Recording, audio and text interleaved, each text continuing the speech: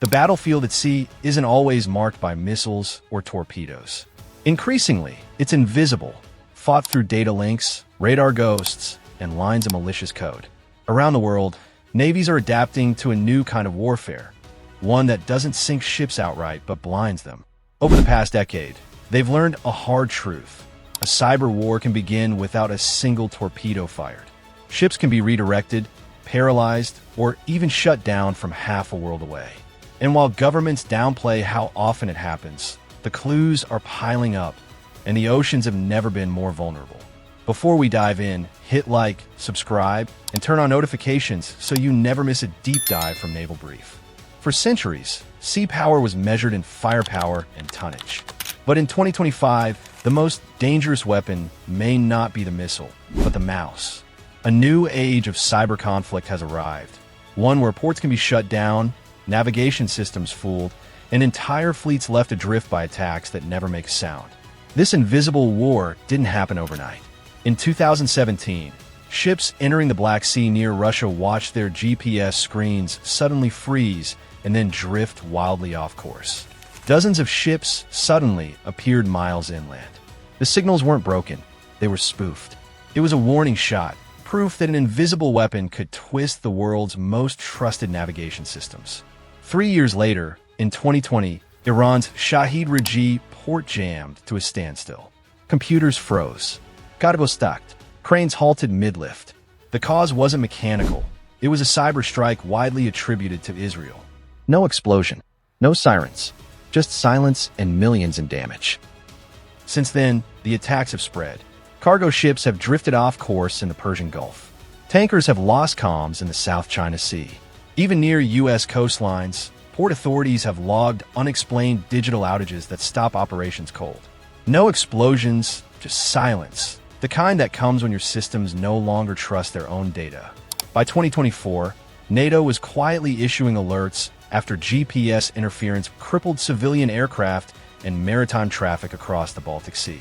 And in early 2025, ghost ships began appearing on radar in the Strait of Hormuz, vanishing as soon as patrol aircraft arrived.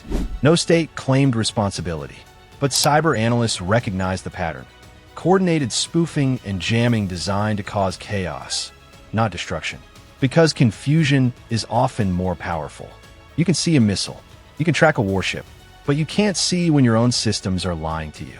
And in a crisis, the difference between the two can decide whether a ship moves or freezes. Navies are now training for electronic denial scenarios, learning to operate when networks go dark. Sextants and printed charts are back on the bridge. Drills now include isolating compromised systems before malware spreads across a fleet. What makes cyber war at sea especially dangerous is how hard it is to prove. When a port grinds to a halt, it's called a software error. When a destroyer's radar flickers, it's called maintenance. Governments stay quiet to avoid public panic, strategic embarrassment, or escalation. That silence turns the digital ocean into the perfect battlefield. Deniable, invisible, and scalable. It's why many strategists now believe the next naval conflict won't begin with missiles, but with malware. Ports from Singapore to Rotterdam have already faced cyber intrusions that delay shipments and scramble logistics networks. Naval installations are even more tempting. They contain classified systems, encrypted relays, and access points into global command grids. One defense official summed it up bluntly: you don't have to hit a ship if you can shut down its software. South Korean naval networks were hit with more than 9,000 attempted intrusions in just the first half of 2025, the highest ever recorded. Officials admit privately that the pace of attacks is rising faster than they can trace them. Cyber defenders call these gray zone operations, attacks that harm, confuse, and probe without crossing the threshold of open war. When radar feeds go dark or GPS coordinates jump, it looks like equipment failure. But sometimes the fault isn't mechanical, it's digital. By mid-2025, a new layer of deception had appeared. North Korea's Kimseki Group began using AI-generated deepfakes to target military personnel. Fake video calls from supposed commanders lured officers into revealing secure data. Others received audio clips mimicking their own superiors. The goal wasn't just espionage, it was disruption, sowing hesitation in command chains. Cyber weapons had learned to imitate command itself. And it isn't just rogue states. Major powers have started accusing each other of crossing the line into electronic sabotage. In late 2025, the UN aviation body publicly rebuked Russia for GPS jamming over Europe, warning that navigation systems have become contested weapons. Experts noted that the same interference patterns are now creeping into maritime routes. A single spoof coordinate could push ships into restricted zones or cause a collision during exercises. Modern warships depend on software for everything: propulsion, radar synchronization, satellite comms, weapons control, and even damage control. That makes them efficient, but dangerously exposed. A single corrupted update or infected maintenance terminal can freeze a vessel without a shot fired. Shore bases are no safer. Fuel depots, dry docks, and naval command centers have all seen attempted breaches. South Korea's Navy reported thousands of daily probes this year. Many traced to foreign IPs mapping weaknesses in real time. These tests are deliberate. Each one measures reaction time. Each one builds a profile. The more fleets automate, the more open the attack surface becomes. The hardest challenge is attribution. A missile leaves a trail, a hack leaves questions. Nations hesitate to respond militarily when they can't prove who struck first. That hesitation is itself a weapon, forcing caution while the attacker moves again. And that's what makes escalation so dangerous.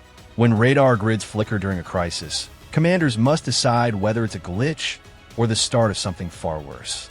Misjudgment in those seconds could spark real war. It's not just navies at risk.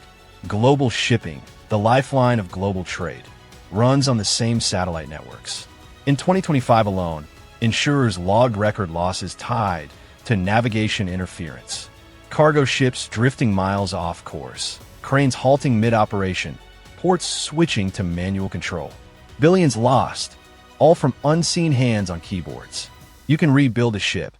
You can't rebuild trust in your systems. Once your data is suspect, every radar ping feels like a trap.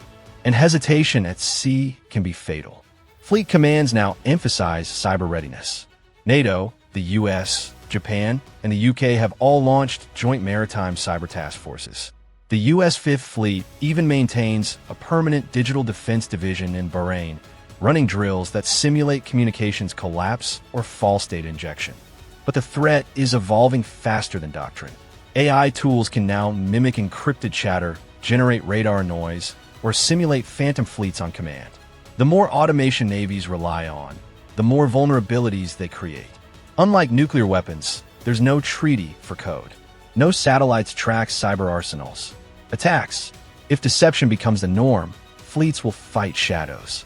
Ships uncertain of their sensors. Commanders doubting their data. Operations delayed by confusion. That's the future already forming. One where trust becomes the first casualty. Because in this era, a warship's real vulnerability isn't steel. It's the systems guiding it.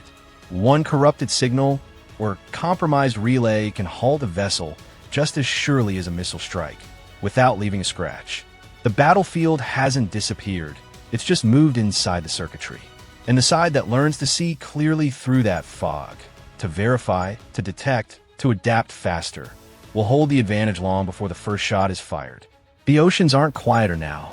They're just harder to read. This is Naval Brief. If you're all hands on deck with maritime conflict, naval power, and defense analysis, subscribe and stay mission ready for the next briefing.